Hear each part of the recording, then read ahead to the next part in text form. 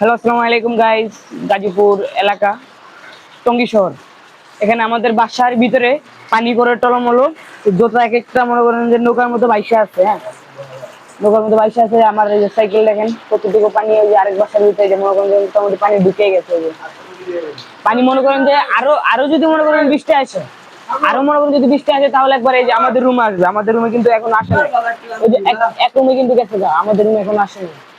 আসবে, আমি আশা করি আসবে। বৃষ্টি যদি আরো আসে, আসবে। আর এখানে যে ড্রেন কিন্তু ড্রেন কিন্তু একেবারে ময়লা মনে হয় জামে আছে, তার কারণে পানি যাইতেছে না।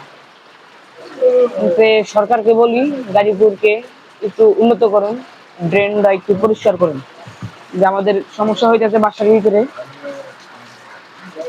দেখতে পাচ্ছেন এই যে পানি, দেখতে পাচ্ছেন এই যে পানি, পানি দিয়ে একবারে মনে করেন সুইমিং পুল হয়ে গেছে, সুইমিং পুল।